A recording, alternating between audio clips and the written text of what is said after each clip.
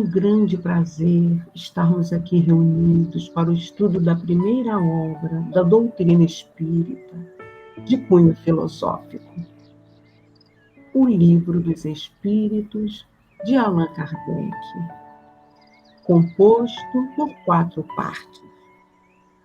A partir dele, houve desdobramento dos outros 4 livros do Pentateuco que complementam os conhecimentos doutrinários a saber. Da parte primeira, das causas primárias, mais científica e filosófica, que vai da questão primeira até a 75A, originou-se a Gênese. Da parte segunda, do mundo espírita ou mundo dos espíritos, que vai da questão 76 à questão 613, que trata da mediunidade, originou-se o Livro dos Médiuns. Da parte terceira, das leis morais, que vai da questão 614 a 919A, originou-se o Evangelho segundo o Espiritismo. E da parte quarta, das penas e gozos futuros, que vai da questão 920 até a 1019, originou-se o céu e o inferno. Há ainda, meus irmãos, as obras póstumas, publicadas a partir de escritos deixados por Kardec. Fiquemos em paz, com a mente aberta, com os conhecimentos que inicialmente serão passados pelo nosso irmão Paulo César. Paulo, a palavra é sua, meu irmão. Pode dar prosseguimento, por gentileza?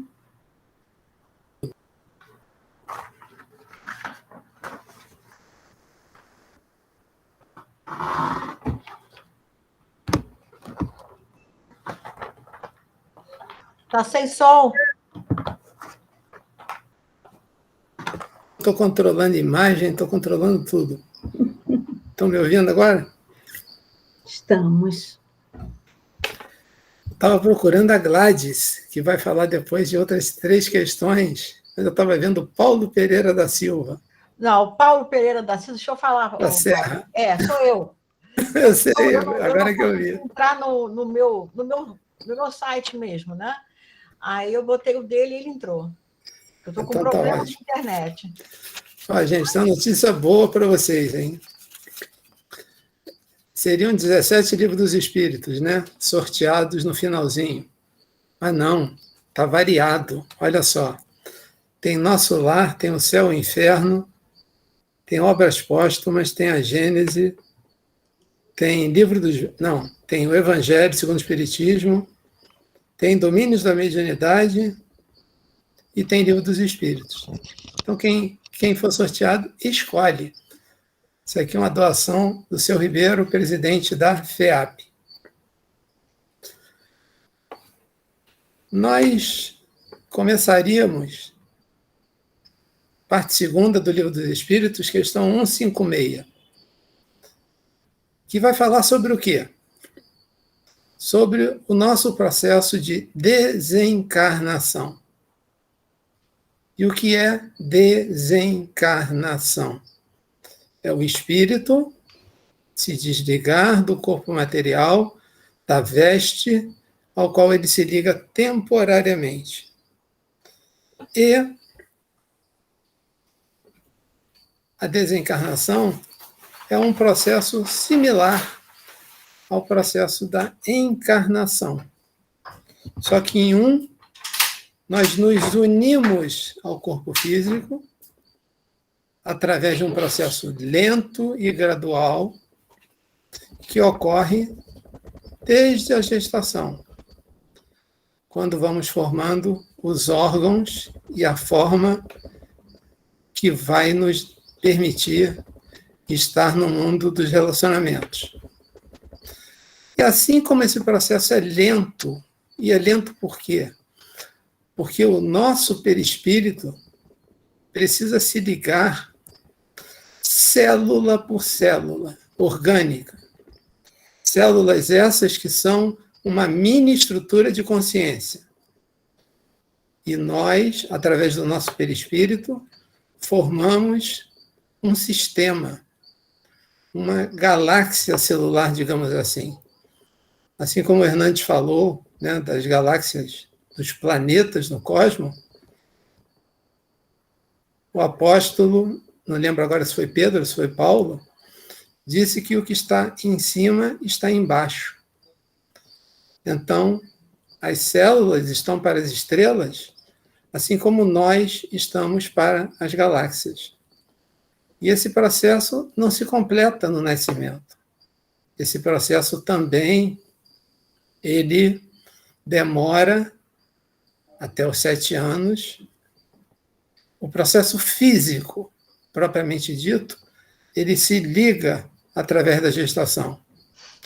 Mas nós já sabemos que temos outros campos de energia.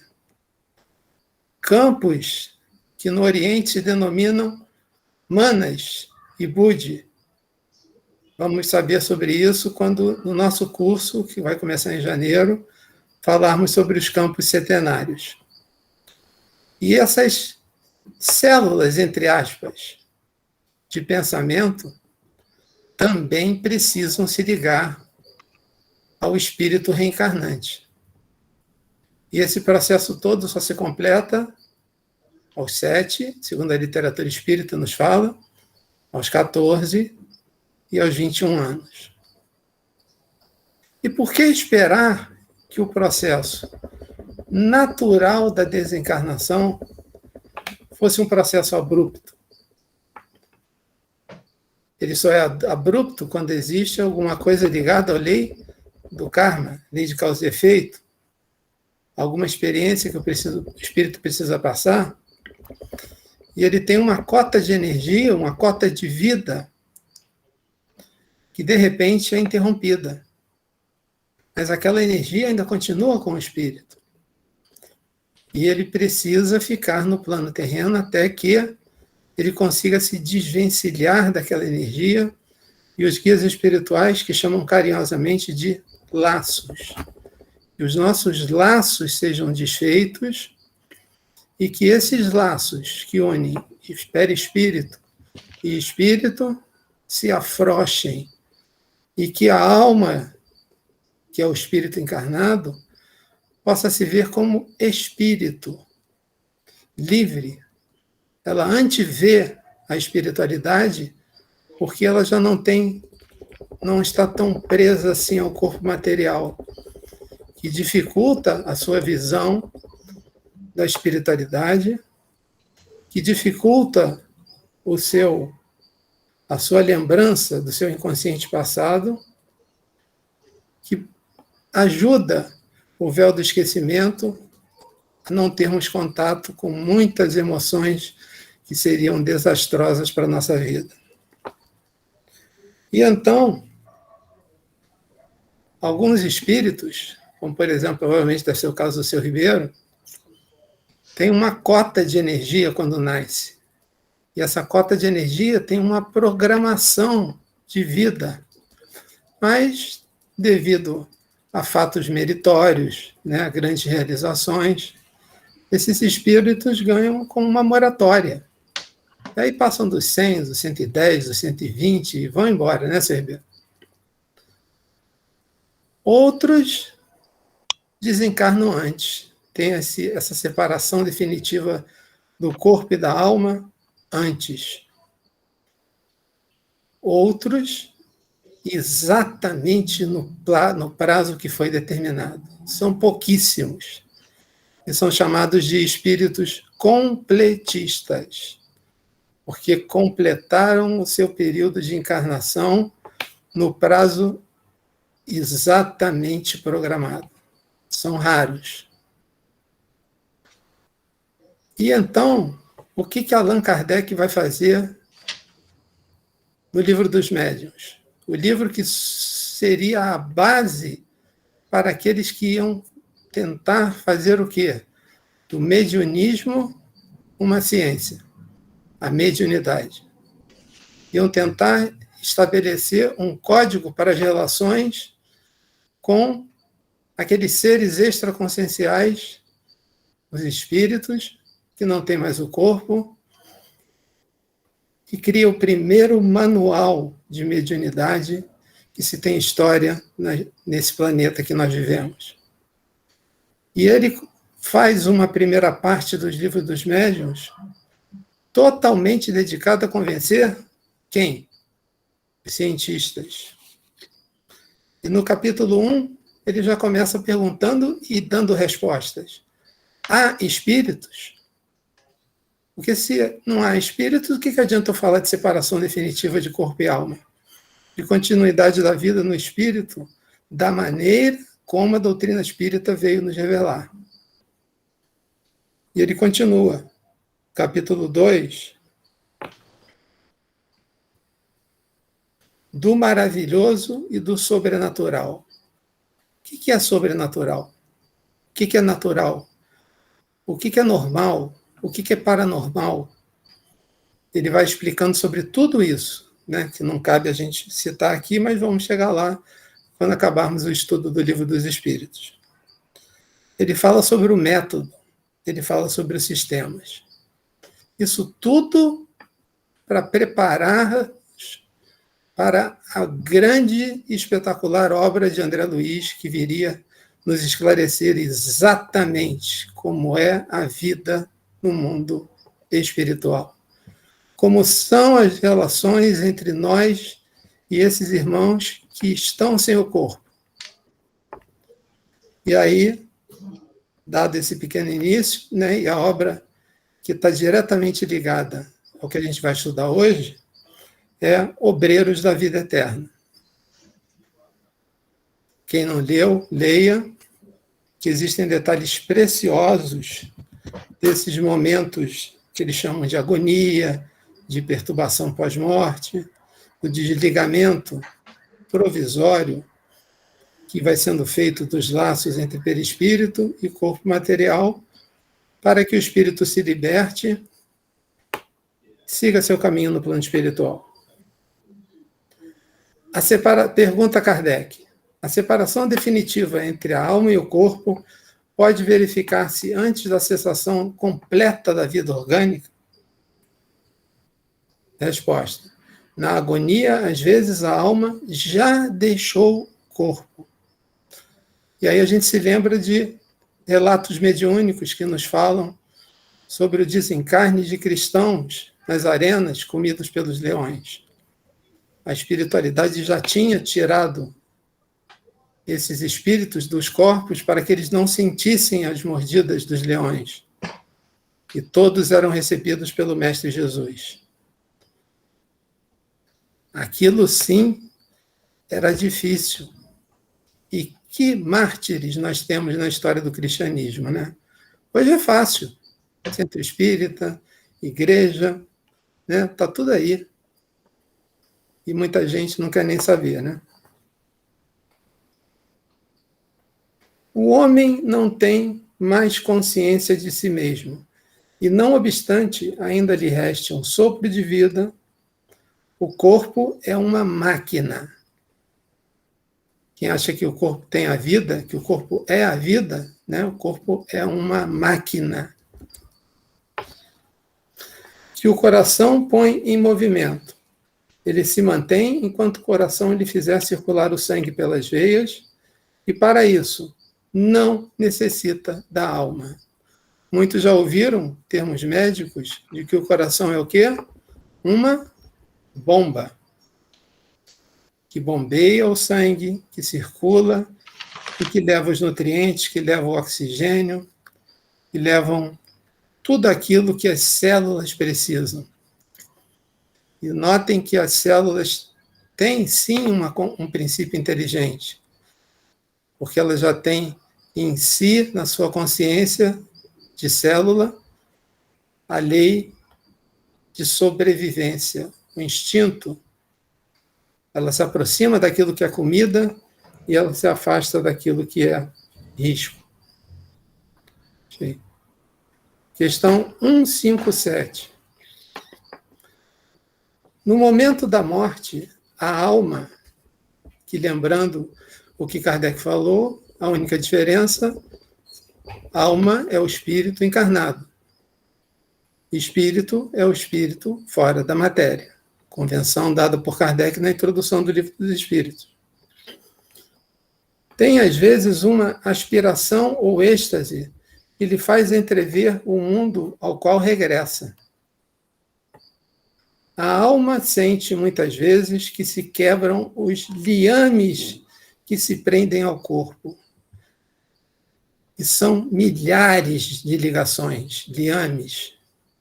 São milhares de fios tênues de energia do duplo etérico que liga o corpo físico, é o intermediário nas suas ligações com o perispírito.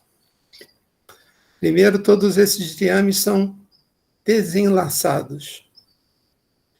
E a partir daí, a vida vai cessando através do desligamento dos chakras.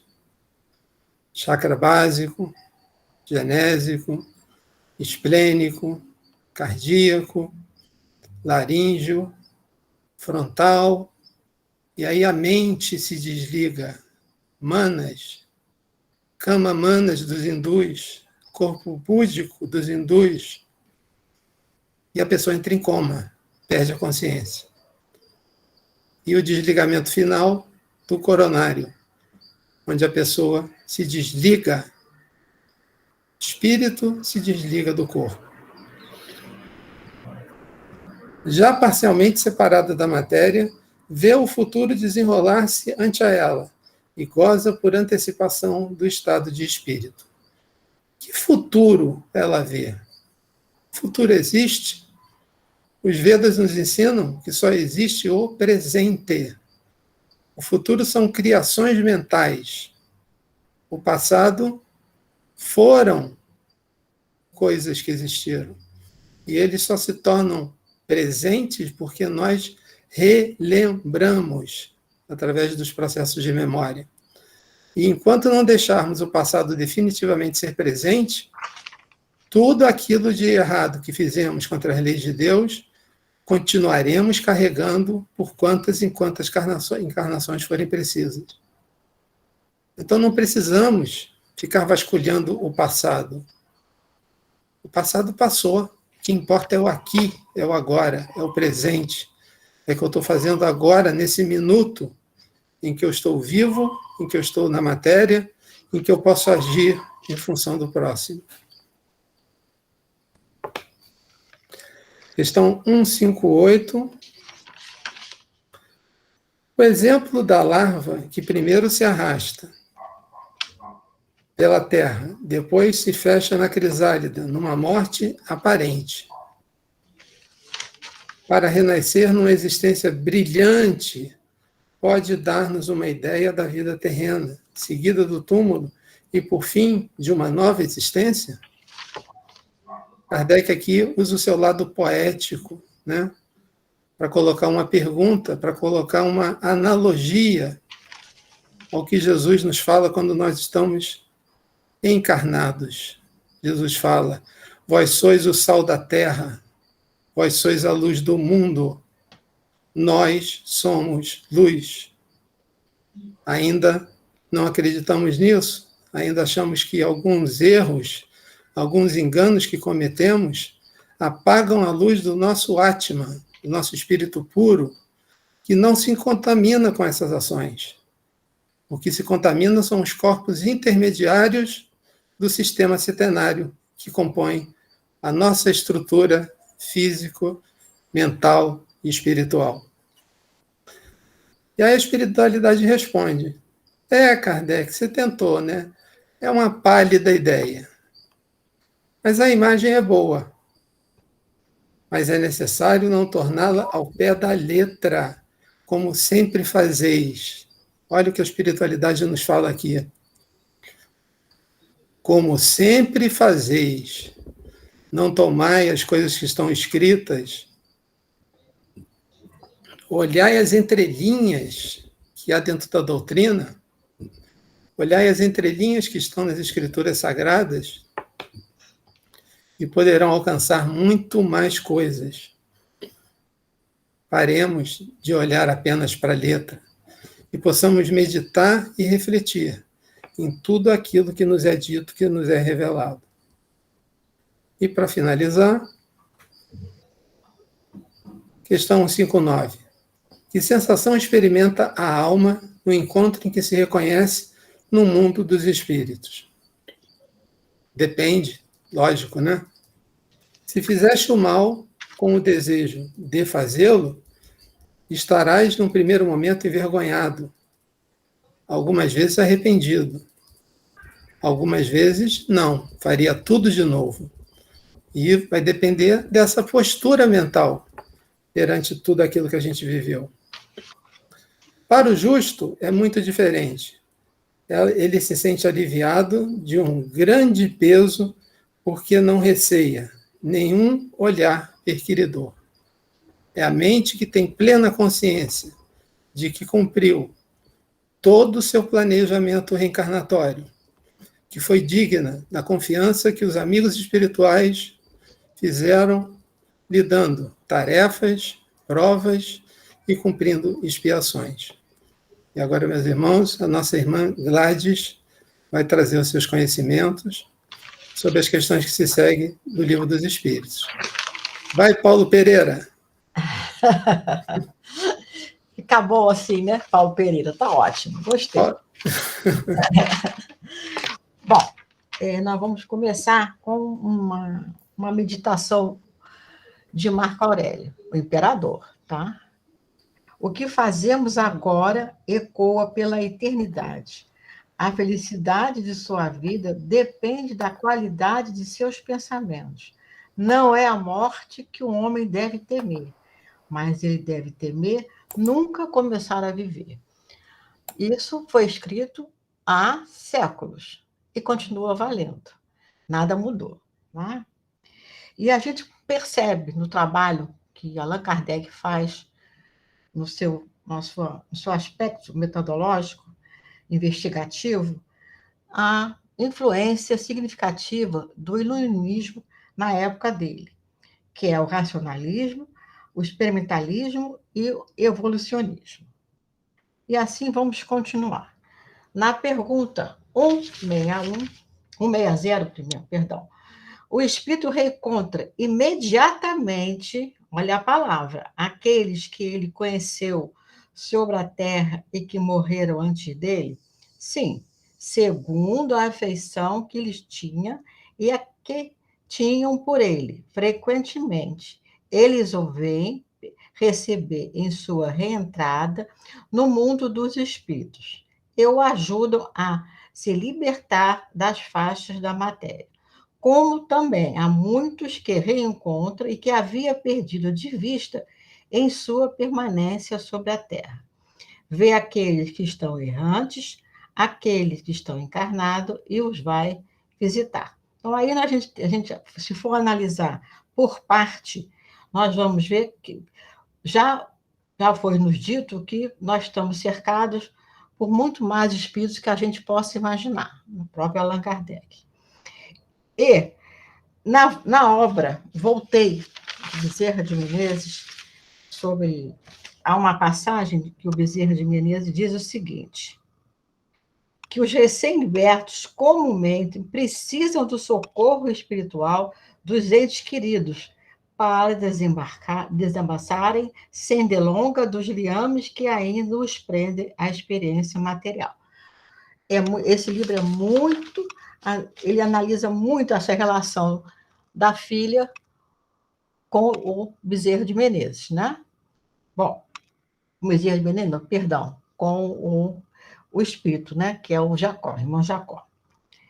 E continuando, no final, aparece o que nós chamamos de errantes. O que seria errante? Mais tarde, mais na frente, o próprio livro dos Espíritos vai explicar o que são errantes, né? Lá na questão 223. Mas eu vou dar só um spoilerzinho aqui, né? É o seguinte, no vocabulário espírita, estado do espírito errante quer dizer não encarnados durante os intervalos de sua existência corporais. É um estado espiritual. Tá? Então, no próprio Evangelho, no capítulo 3, tem: há muitas moradas na casa do meu pai. E tem o início é o seguinte: são os diferentes estados da alma na erraticidade. Continuando, também temos em Ramatiz, a vida além da sepultura. Ele fala que nós temos espíritos assistentes da desencarnação. Então, nós nunca estamos sozinhos, sempre teremos ajuda. E também a ajuda é de acordo com a nossa capacidade, o que está no nosso pensamento. A nossa ajuda é relativa. Agora, a questão 161.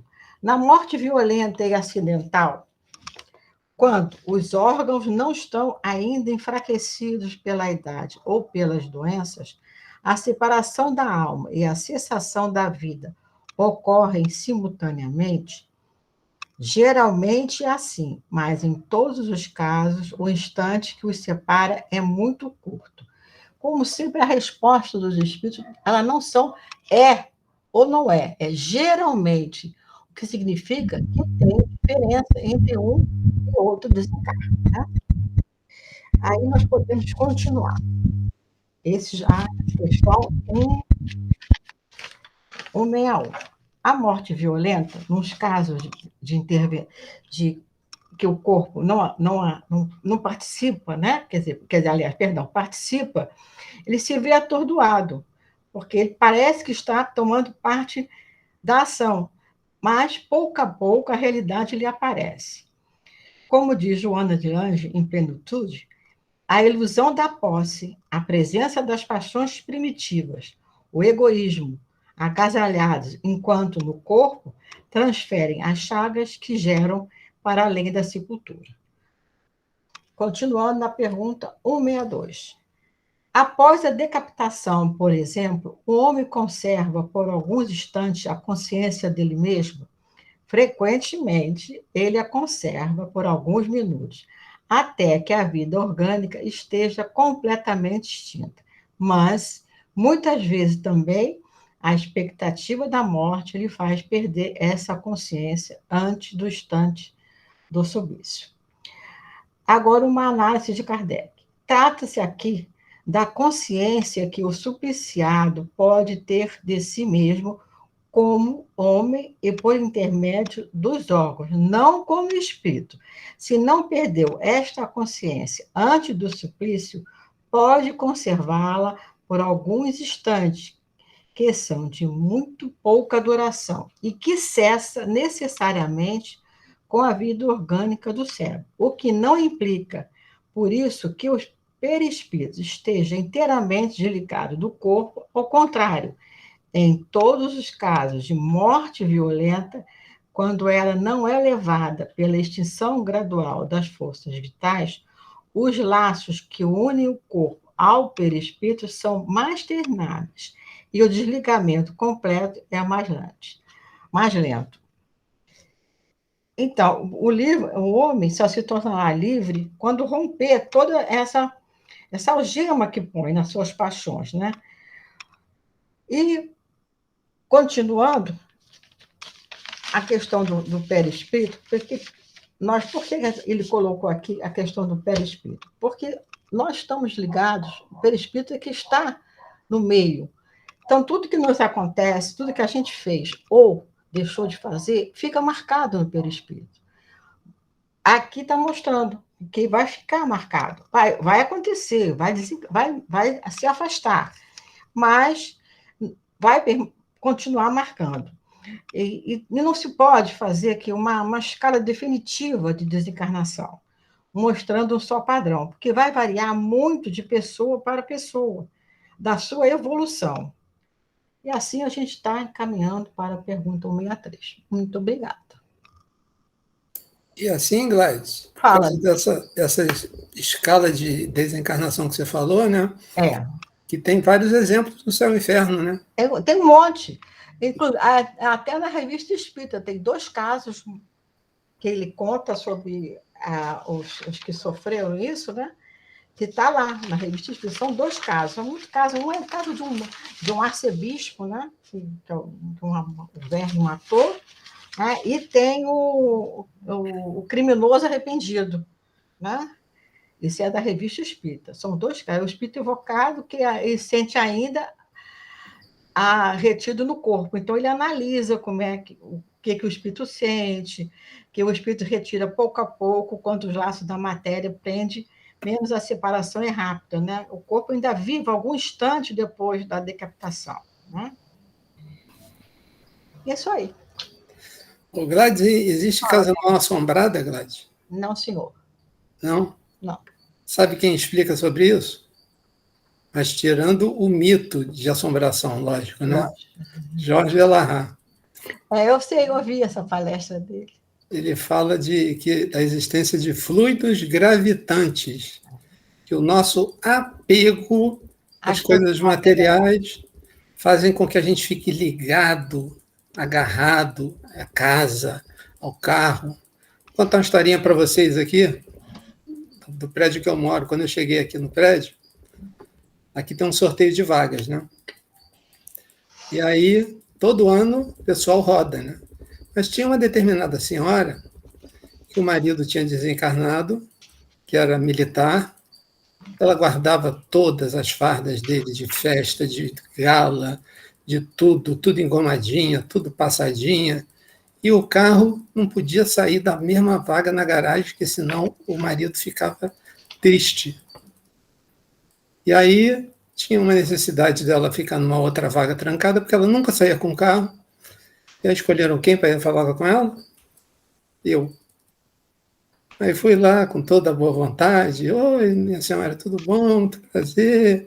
Tal, tal, tal. Fui puxando o papo, ela me mostrou até as roupas do marido dela, do ex, né? Do ex-marido, né? Do viúvo. E tomamos um cafezinho, conversamos e tal. Pensei até que estivesse dando algum conforto espiritual para ela, né? Aí eu virei e falei assim, mas dona fulana, não lembro o nome dela, que tem muitos anos isso. Se eu fosse o seu marido, eu não estaria triste por mudar de vaga, não. Eu estaria triste por ficar na vaga que está. O carro dele está pegando sol, ele já está de duas cores, verde claro e verde escuro. O sol está queimando a pintura. O carro está ficando feio, dona fulana. Se a senhora quiser, eu falo com as pessoas, a senhora vai ser sorteada na frente de todo mundo. E a gente escolhe uma vaga boa, protegida, que não bata sol, que não bata chuva. Seu marido merece, né? Ele vai ficar feliz quando a senhora fizer isso. Aí eu saí de lá crente, né? Está resolvido o problema, né? Quando chegou na reunião de noite, a mulher chegou de cara emburrada. Aí eu falei, boa noite, dona fulana. A noite não está sendo boa, não. Desde que o senhor foi lá em casa, que o dia não está sendo bom, melhor dizer. Olha, a mulher armou um barraco. Falou que eu fui lá falar do marido dela, ficar inventando coisa de espírito, que não sei o que não sei o que. Meu Deus do céu, nunca mais eu falei com ninguém. Ver como é que as pessoas se apegam, né? A roupa, ao carro. É o materialismo, né, Paulo? Você só quer consumir tudo. Se você tem um, daqui a pouco você quer ter dois. Se aí saiu o terceiro, você quer ter o terceiro. Aí a pessoa não vive. A pessoa vive para ter e não para ser. Né? Uhum. E como também você falou uma coisa que eu ia comentar, porque eu gosto muito de Leon Denis. Né? Sim. Então, Leon Denis, no livro O Problema do Ser, do Destino e da Dor, ele tem um capítulo chamado Vidas Sucessivas. Então, ele fala o seguinte sobre a morte. A morte é uma simples mudança de estado. A destruição de uma forma frágil que já não proporciona vida às condições necessárias ao funcionamento e à sua evolução. É o movimento do Sol. O Sol nasce, ele cresce, você fica bom e morre. Ele não continua outra vez? Vai Sim. continuar. É a nossa evolução. Nós todos vamos chegar lá.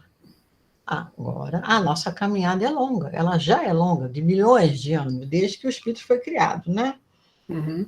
E como mesmo está gravado lá na sepultura de Kardec, em Paris, que é a frase: nascer, crescer, morrer, renascer, ainda que progredir, sempre tal é a lei. Então, essas são coisas que a gente sabe no Espiritismo, que a gente aprende. Porque nós temos que ter conhecimento, nós temos que ter as duas asas, o conhecimento e a moral. Fora da caridade não há salvação. Né? Tudo isso está no Espiritismo. E quando a pessoa é aberta e conhece o Espiritismo, não tem como voltar atrás. Você vai ver uma fé raciocinada, não tem dogma, não tem líder, não tem local, gente. Você pode ser espírita sem precisar ir a um centro. Sim. Claro que o centro é maravilhoso, porque você vai ali adquirir, você vai conviver, porque o homem é um ser social. O homem nasceu para ser social. Você vai fazer uma caridade, você vai ajudar, você vai se tornar, por exemplo, se você for médio, como Kardec diz que todos nós somos, pouco ou muito médios, você vai fazer o serviço na mediunidade, você vai se doar para isso. Mas se você não quiser, por algum motivo, você tem alguma barreira que te impeça de... Você pode ser espírita em casa, você faz o evangelho, você lê, você participa. Até agora que nós estamos na pandemia, lógico que muitos centros abriram, está tudo voltando ao normal. Mas no auge da pandemia, o que funcionou para a gente? Foi as lives. Sim. Para a gente encontrar até pessoas que a gente não sabia que estavam no meio espírita. Que a gente nem tinha Nem mais contato, né? Então, tudo nos leva a ser, vamos dizer assim, a facilitar, né? Maneira de falar, você ser espírita.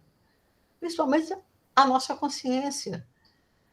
Né? Porque nós temos a consciência, nós temos as leis naturais, nós temos as leis que estão no céu e inferno.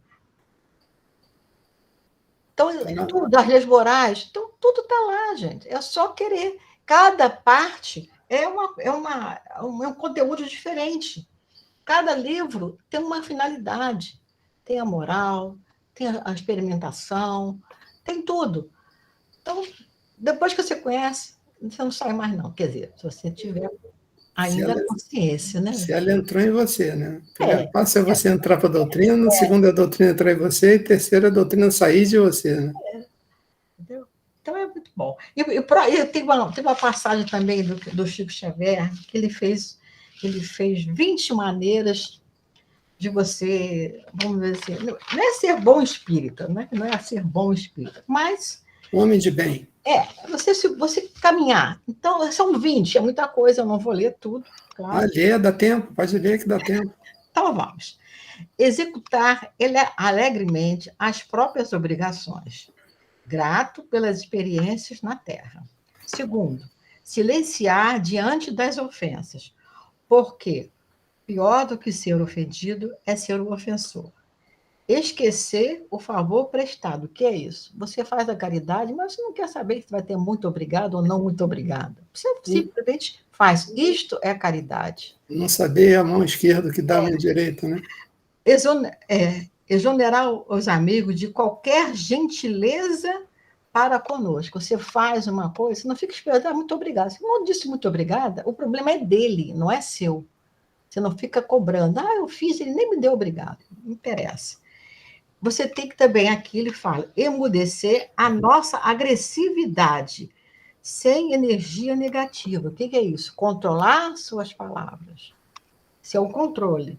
Não omitir ou ordenar opiniões que divergem da nossa. Você não tem que condenar. A pessoa pensa que o vermelho é azul, então fica com o vermelho e azul. Você não vai modificar aquela opinião.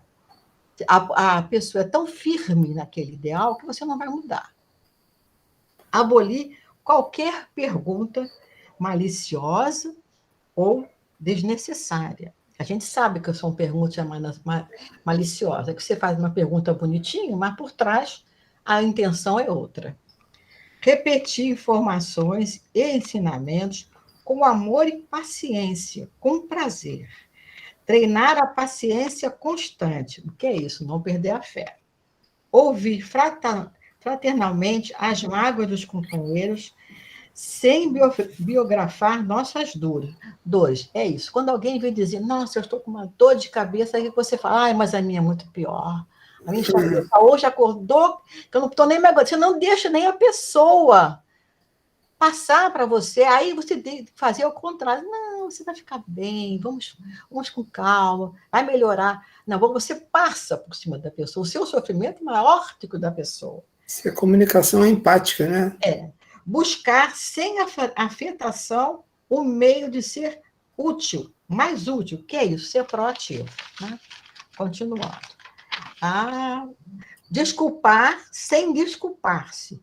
Se alguém quiser te magoar, não considerar. Por quê? Ela não atingiu. Que a pessoa te ofendeu não vai te atingir se você não deixar. Não diga mal de ninguém. Mesmo que você até analise o caso, mas você não pode levar adiante. Não seja a mão do escândalo, né? Buscar a melhor parte das pessoas que nos comungam experiência. O que é isso? Procurar o lado bom das pessoas, esquecer os defeitos. Alegrar-se com as alegrias. Então, a pessoa conseguiu o que tanto desejava, seja o que for, você tem que ficar alegre, não sentir a inveja. Não aborrecesse quem trabalha. Se você não ajuda, então não atrapalhe.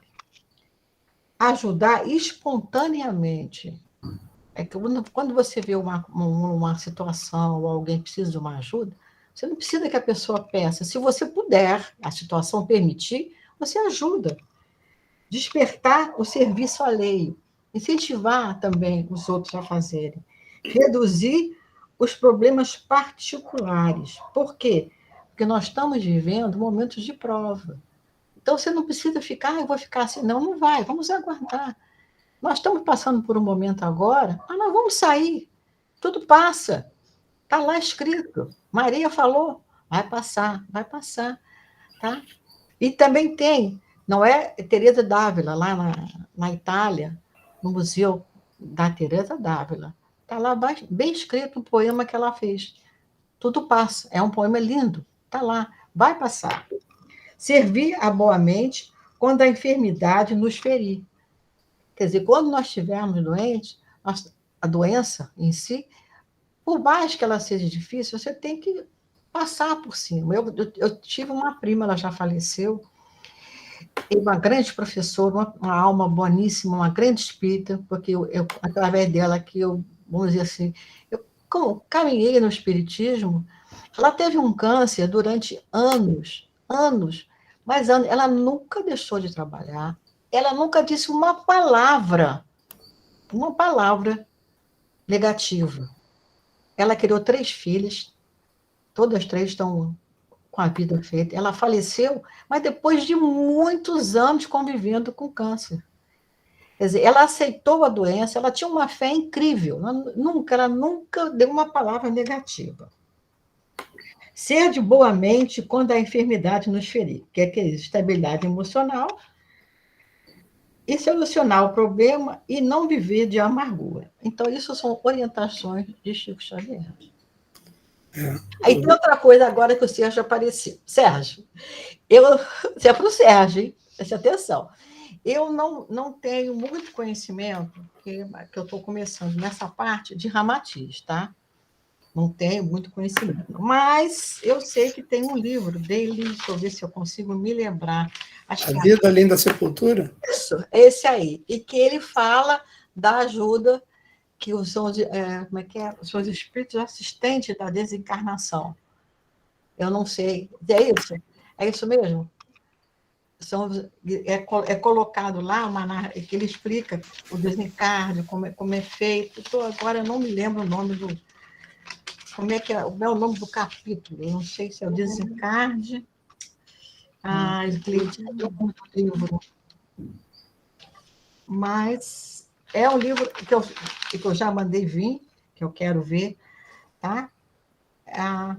Espíritos Assistentes das Desencarnações. É a Vida Além da Sepultura, capítulo 19. A morte do corpo é simples mudança de apartamento para o espírito. Vocês conhecem, é claro, né? Sim, a Tana Gildo, é a Tana Gildo que escreveu esse livro. Foi a Tana Gildo que ele explica até o seu desligamento do corpo, essas coisas, com muita naturalidade. Quer falar alguma coisa, Sérgio? Não, estou bebendo. Eu quero beber em Ramatiz, eu já encomendei esse livro, que eu não tinha, e eu vou debruçar em Ramatiz. Eu queria só, para antes da gente finalizar, Pois não. com a Gladys, né, que vai fazer a nossa prece, falar sobre experiência de quase morte. É o EQM. Né? Já que a gente está falando de desencarnação, existe um conhecimento védico, né? Se é verdade ou não, aí nós temos os 3 planos do nosso plano mental. Mental concreto, mental abstrato e o corpo búdico. E acreditam eles, né, que essas vivências de quase morte, quando a pessoa volta, nada mais são do que as lembranças, que eles chamam de vitres, são passadas do mental concreto para o mental abstrato para o búdico. É como se fosse um sistema de gravação de computador. Estou passando um arquivo para outro computador, porque aquele computador ali vai jogar fora, e esse material, essa experiência tem que ficar gravada a nível mental, não só a nível perispiritual, mas também a nível mental de consciência. Era só isso que eu queria dar uma complementada, e agora estamos no seu coração, nas suas mãos, nas suas palavras, Gladys. Eu que vou encerrar? Que bom. Vamos aqui nos concentrar, principalmente pedir pela humanidade, que quando nós pedimos pela humanidade, nós estamos pedindo por todos. Todos. Não importa o nível da pessoa. Então, vamos pedir a Jesus, a Deus nosso Pai e a nossa Mãe Maria, para que interfira por todos da humanidade. Que possamos sair de todas as dores, de todos os sofrimentos, sejam físicos ou morais. E agradeço muito, muito por estar aqui. Cada vez mais, eu me continuo espírita, com a ajuda de toda a orientação de todos os espíritos. Muito obrigada. Muita paz, gente, muito amor. Vamos amar ao próximo como a si mesmo. Isso é muito importante. E, principalmente, respeitar o próximo. O nosso próximo não é o que está do lado. O nosso próximo é a humanidade. Não importa quem seja. Nós temos que ter respeito e amor ao próximo. Graças a Deus. Graças a Deus. Vou contar. Essa história é boa. Aconteceu comigo.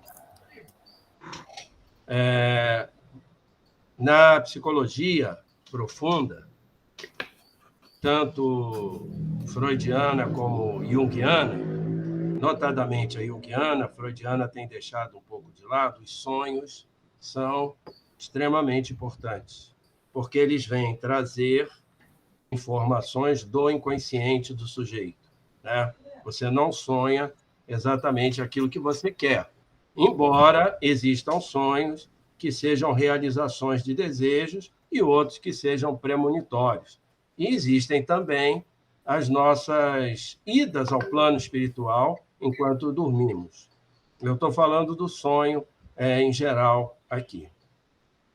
Então, recentemente, eu tive um sonho em que eu estava...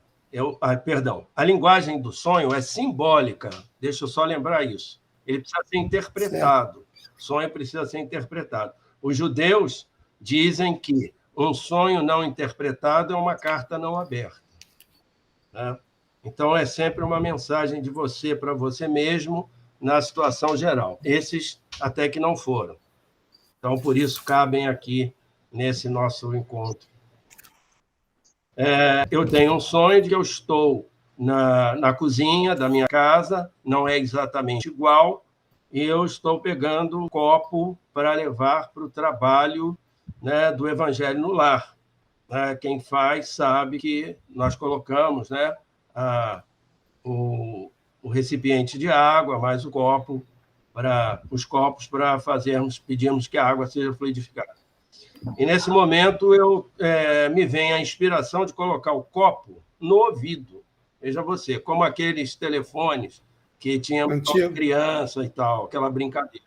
Aqui. E, ao colocar, eu escuto a voz da minha mãe. Minha mãe já falecida, né, há 5 anos atrás. E aí eu escuto a voz dela claramente, e a voz assim mais forte, inclusive, dela quando uma idade de 40 anos, 40 e poucos anos, eu tenho essa clareza até disso. Eu escuto a voz dela dizendo assim, olha, está tudo bem. E aí eu... Que bom, hein? Pois é. Que bom, hein? Mas a história tem de desenrolar. Deixa eu ir até o final. Aí eu escuto a voz da minha mãe dizendo que está tudo bem, eu fico emocionado, chamo ela pelo nome e tal, e eu acordo. E aí vou dividir essa história com os meus irmãos. Vou avisar a eles sobre isso e tudo mais. É quando eu tenho, todos ficam muito satisfeitos, e eu tenho informação de que o meu irmão, né, mais jovem, pegou Covid. Sabe? Aquele que saiu é mais velho que você. O meu irmão mais jovem pegou Covid. Eu sou o mais certo. Ah, tá. Bom, neste intervalo, mas ele estava bem, né? A oxigenação dele estava perfeita, ele estava sem febre, ele estava muito bem. E ele tinha tomado 2 doses de vacina. E aí eu tenho um outro sonho. Nesse sonho eu vejo a silhueta do meu pai, né, jovem, assim de lado, sem vê-lo muito bem, e a minha neta apontando para o pescoço dele e dizendo que ele estava machucado. Aí eu vou olhar o pescoço dele e vejo que ele está cheio de bolinhas ali no pescoço, assim, nessa parte aqui assim. Ele está cheio de bolinhas, eu olho para aquelas bolinhas e digo assim, poxa, mas não é isso, erraram, isso aqui é uma alergia, erraram a pomada. Eu sei qual é a pomada. Eu volto e venho pegando uma pomada e venho trazendo para passar nele. E aí eu acordo, né, e fico angustiado um pouco, porque eu tinha tido um sonho da minha mãe bem e o meu pai me parecia que tinha esse problema. E a interpretação dos sonhos faz parte do meu dia a dia no consultório. Mas é muito difícil interpretar os próprios sonhos. Muito difícil. Então, eu fiquei pensando naquilo, e pedi a ajuda do mundo espiritual, né? Eu não sou médium ostensivo, mas, eventualmente, de manhã cedo, eu tenho sempre aquela inspiração do que vou dizer numa palestra, do que vou apresentar num determinado aspecto, como resolver alguma coisa. E aí me vem à mente 2 palavras. Omolu e crianças. Omolu e crianças. Então, aí eu já procuro interpretar o sonho de alguma forma diferenciada, porque eu estava angustiado se meu pai estava no plano espiritual passando por dificuldades e tal. E eu fico com aquela Omolu e crianças, e então o meu irmão piora e ele é internado.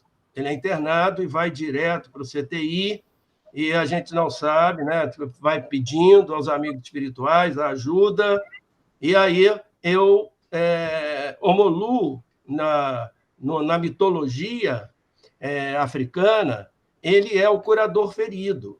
Ele é como, por exemplo, São Lázaro, ele é como Quiron, ele é a representação energética exatamente da cura, do sofrimento, daquele que sofreu e que pode ajudar o outro a curar, né? E aquela criança apontando ali, quer dizer, a pureza e tal, apontando aquela situação. Então, nós começamos a fazer as nossas correntes, vocês ajudaram profundamente isso tudo, e nós começamos a centrar a nosso pedido. Já eu sabia então que aquele sonho era relacionado ao meu irmão, né? Era relacionado ao meu irmão, e nós, então, começamos a fazer as nossas orações, pedirmos muito para isso tudo, e pedindo ao Senhor Jesus, né, aquela ação dele como médico dos médicos para nos ajudar. E nós nos concentramos também e muito na região da garganta, da traqueia, da laringe, e era uma região que ele estava com problemas. Depois nós fomos saber. Ele tinha problemas ali bastante graves.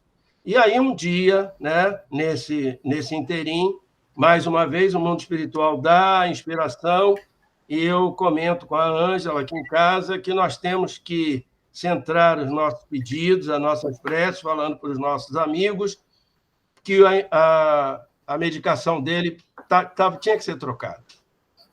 A medicação tinha que ser trocada. E seria, então, aquela coisa da pomada que eu havia dito que estava sendo colocado errado e que precisava ser colocado novamente. E aí nós voltamos e centramos todas as nossas orações, e vem a informação de que eles tinham percebido que o antibiótico tinha que ser outro e já estavam fazendo a troca, né? E aí foi feita a troca e ele teve uma melhora extraordinária. Foi quando, então, nós nos demos conta de que a minha mãe, que já tínhamos tido informações de que ela estava caminhando, estava bem, ela não viria dizer está tudo bem com relação a ela mesma. Ela veio se antecipar para dizer que, no final, todas as coisas ficariam bem. E o mundo espiritual, ele não tem muito da fala do passado e do futuro. É o estar bem, é o presente, né? Deus é. Ele não foi nem será, ele é. Então, a fala está tudo bem, ela cabia. Tanto que, quando ele teve grandes dificuldades para acordar, porque ele delirava muito, nós centramos as nossas orações pedindo a que a minha mãe pudesse estar ao lado dele, desse a mão a ele, para que ele se acalmasse. E aí, com a troca do medicamento e ele se acalmando, ele pôde ser destubado e, rapidamente, ele saiu do CTI, já foi para uma outra área, né? Ele já está em casa, mas ele foi para uma outra área, e um novo antibiótico fez o trabalho, foi um trabalho extraordinário, o antibiótico resolveu a questão. Então, eu queria dividir com vocês esses aspectos, né? E, mais uma vez, agradecer tudo que vocês fizeram, as orações, os pedidos, pessoas tão amigas que dividiram conosco isso. Mas confiem no plano espiritual, acreditem na força da oração. Podem ter certeza que é uma ligação direta com Deus, uma ligação direta com o sagrado.